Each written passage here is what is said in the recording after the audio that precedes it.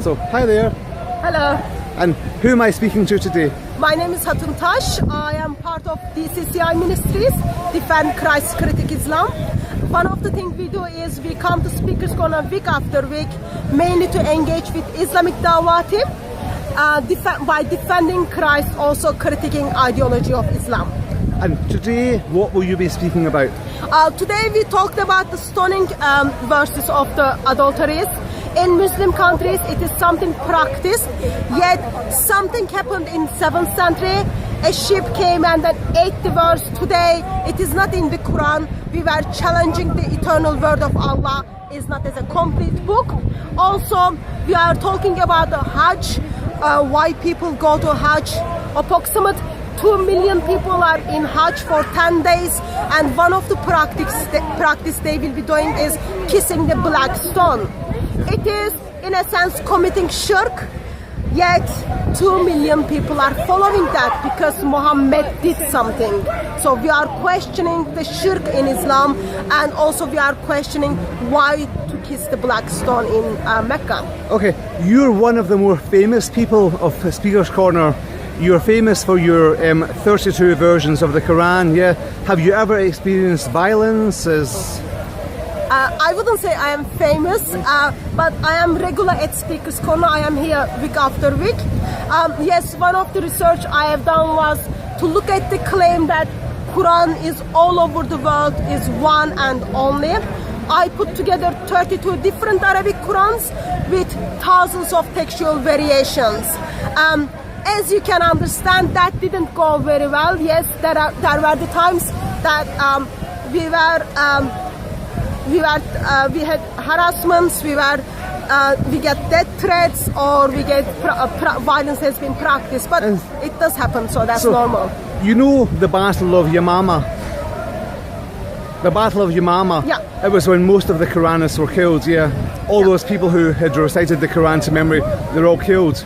So how can you have a Quran when no one remembers it and there's multiple compilations? So Islamic tradition tells us around 632 to 634, when people went to the Battle of Yamama, who memorized the Quran, they died.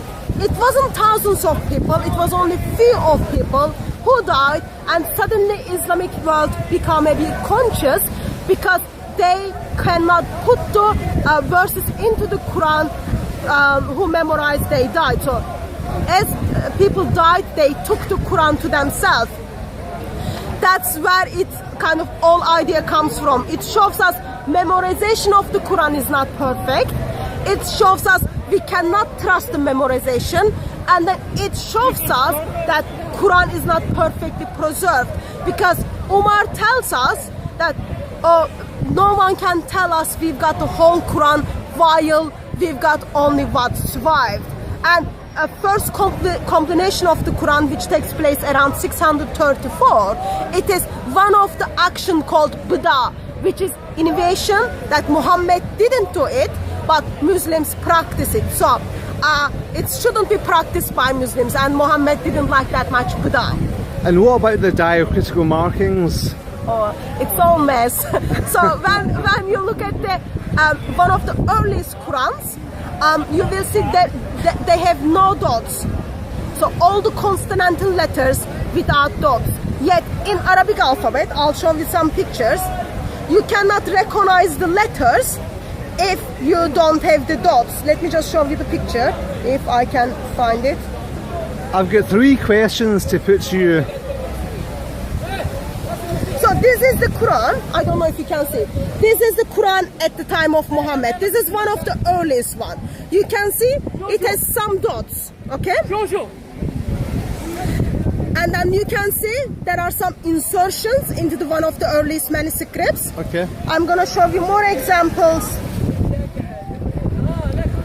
Sorry, that's gonna be taking time. No, it's okay. Can I just ask you something? Yes. Right, so Muslims, I think, wasn't the Quran written in classical Arabic? Yeah, I'm gonna show you an example. How was the one of the earliest Qurans are written? All these Muslims in Speaker's Corner, they all say, you know, the Quran can't be translated. So So this is another one of the earliest manuscripts. If you look at it, you will see it has no dots. It has no dots. Without dots, you are not able to read all the consonantal letters. For six of them, it's alright, but rest of it, 22 of them, you need a dot to identify what is the letter. Well, it's like full stops and commas, isn't it? Yeah, not full stop and comma. So in Arabic alphabet, Arabic letter nun and ya, the ta, ba, they are similar, but they just need dot to identify which consonantal letters. The dot, they've got like tashkils, they just change the sound and then make the vowels on it. So that's different claim. So, Muslims always tell us that we cannot, the Quran cannot be translated, that we can never understand the Quran, yeah? So, if we can never understand the Quran, why are all these English-born, English-speaking Muslims if they can't understand the Quran? If it can't be translated, So there are lots of problems with we cannot fully understand the Quran. One of the reasons is, first of all, even Allah says in the Quran is well explained, well detailed, and for whole mankind. If I cannot understand the Quran, the language I speak, then I am afraid I know two languages. I'm Turkish, I can speak English and Turkish, yet Allah is not able to communicate with me. Yeah. It says something about the character and attributes of Allah. And I am much better qualified than Allah. How can these imams communicate to, if I wanted to convert to Islam as an English-speaking person, how could an imam possibly communicate the Quran to me since it's so untranslatable? So, first of all, if you want to convert to Islam, please don't do that. I won't, because the moment you decided to give up Islam, you have to give up your Christian. head. I'm a Christian. So, don't convert to Islam. It is very dangerous ideology. But if you convert to Islam, one of the things Allah is asking you to do it, you need to say the Islamic creed in Arabic with the language you don't understand. And 85% of the Muslim world cannot read and understand the Arabic. It is all about you memorize it and you recite it well. And that is not very helpful. Do you think when you think about your eternity? Do you think Muhammad actually split the moon in two? Muhammad made lots of miracles. One of the good things he did was feeding the cat. Sadly, no, he didn't split the moon. I mean, it is in the Quran. There is lots of in-house debates, but according to Hadith, when he split the moon, one side went to east, other side went to west.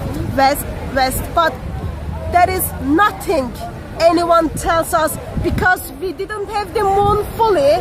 We had the water come high, like we don't have any, gravity has not been affected by it. In somehow 1.84 billion Muslim thinks Muhammad did that. I mean, even the kind of the Altic shift, the tides, the impact of the moon splitting alone would devastate the earth. Yeah. And I spoke to a Muslim last week, and she said to me, "Well, Allah can control that." Oh, well, if Allah can control that Muhammad split the moon and Allah can control the gravity, don't you think that Allah should be capable to communicate with mankind, his world, the language people can understand, and even to protect his world from the ship? Allah should do that, but he didn't do that. So Thank you so much for your time. It was amazing to meet you. That's fine. Thank you, sir.